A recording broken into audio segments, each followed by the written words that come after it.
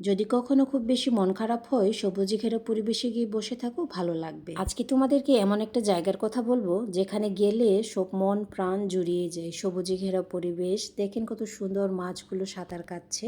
পরিবার ও বন্ধুদের সাথে গিয়ে সময় কাটানোর সুন্দর আদর্শ একটা জায়গা এটা। জায়গাটার নাম হচ্ছে স্বপ্নপুরী। দিনাজপুরের নবাবগঞ্জ উপজেলার আফতাবগঞ্জে অবস্থিত স্বপ্নপুরী উত্তরবঙ্গের অন্যতম জনপ্রিয় একটা জায়গা এবং কৃত্রিম বিনোদন পার্ক ও পিকনিক স্পট। প্রায় 150 একর জমির উপর প্রতিষ্ঠিত এই পার্কে কৃত্রিম হ্রদ, ভাস্কর্য, চিড়িয়াখানা এবং মনোরম বাগান রয়েছে। এই যে জায়গাটা দেখতে পাচ্ছ, এটা হচ্ছে ফিশ ওয়ার্ল্ড এরিয়া। এটা আমরা যে সময় গিয়েছিলাম তখন কাজই কমপ্লিট হয়নি, তখনও কাজ চলছে। আমরা খুব সকাল সকাল রওনা দিয়েছিলাম বাড়ি থেকে। আমাদের এখানে আসতে সময় লেগেছিল প্রায় 2 ঘন্টার মতো। একটু দূরেই ছিল আর এত রোদ ছিল সকালবেলা। জায়গাটা এত বিশাল বড় যে আমি পুরো জায়গাটা জুড়ে ভিডিও করতেই পারিনি। ভিডিও করতে করতে আমার হাত ব্যথা হয়ে গেছিল, আর সাথে তো রোদ ছিলই। এটি একটি নান্দনিক কৃত্রিম পর্যটন কেন্দ্র যা বাংলাদেশের উত্তরাঞ্চলের পর্যটনে বিশেষ অবদান রাখছে। খুবই ভালো লাগবে এই জায়গায় গেলে। বিশাল বড় এই পার্কটি একদিনে ঘুরে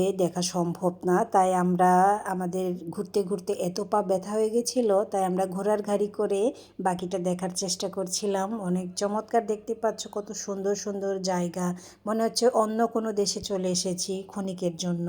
এই স্বপ্নপুরী পিকনিক স্পটে আসলে একে একে দেখতে পাবেন কৃত্রিম লেক, পাহাড়, উদ্যান, বৈচিত্র্যপূর্ণ গাছগাছালি এবং ফুলের বাগান, বিভিন্ন প্রতিকৃতি, শিশু পার্ক, চিড়িয়াখানা, কৃত্রিম পশু পাখি, ফুল বাগিচা, কৃত্রিম ঝর্ণা, ইট খোলা, ঘোড়ার রথ, শালবাগান, হংসরাজ, সাম্পান, খেলামঞ্চ, নামাজ জায়গা, কুঞ্জ, বিভিন্ন ভাস্কর্য আছে, মাটির কুটির, ডাক বাংলো, বাজার এবং ভূমিতে নির্মিত বাংলাদেশের মানচিত্র। এছাড়াও প্রকৃতির পরিবেশের মোহনীয় সৌন্দর্য তো আছে, সেটা বলে আর শেষ করা যাবে না। এত পরিমাণে সুন্দর, ছবি তুলে শেষ করা যাবে না এবং দেখেও শেষ করা যাবে না একদিনে।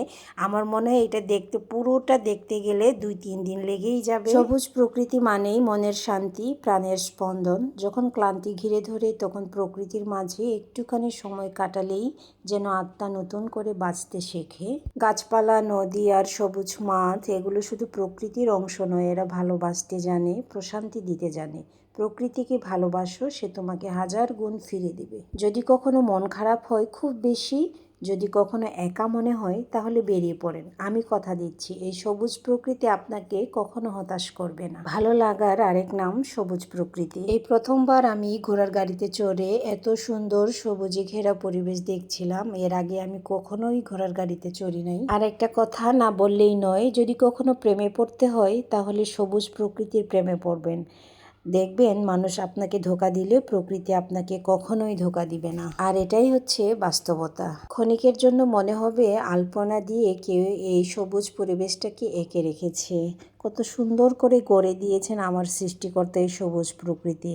প্রকৃতির এই সুন্দর অস্তিত্বের কারণে পৃথিবী এত সুন্দর, তাই না বলো? আমরা যারা শহরে থাকি, শহরের দালান কোঠা একঘেয়েমে থাকার কারণে একদমই আমাদের লাইফটা বোর হয়ে যায়। মানুষের মন তখন এই সবুজ প্রকৃতি খুঁজে বেড়ায় এবং সেখানে গেলে অবশ্যই শান্ত করে দেয় আমাদের এই সবুজ প্রকৃতি।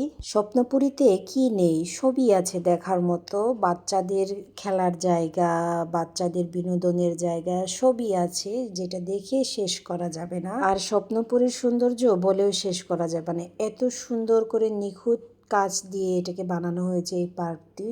অনেক সুন্দর, অনেক। এই অপরূপ সৌন্দর্যে আমি মুগ্ধ হয়ে গেছি। আমি আবার যাব সেখানে, কি এক অসাধারণ শান্তি বিরাজ করে ওইখানে গেলে। এই অপরূপ প্রকৃতিতে আমি যেন কোথাও হারিয়ে যাই।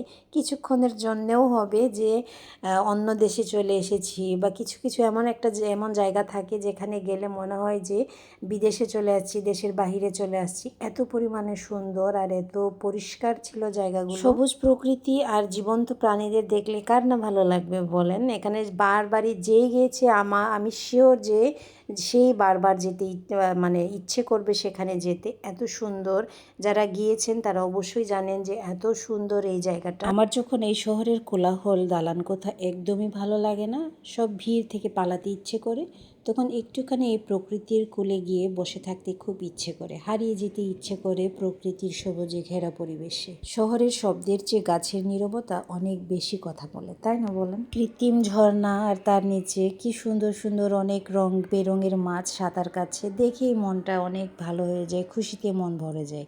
যাই হোক, অনেক কথা বলে ফেলেছি। আর কেমন হয়েছে আমার ভিডিওটা অবশ্যই জানাতে ভুলবেন না। ধন্যবাদ।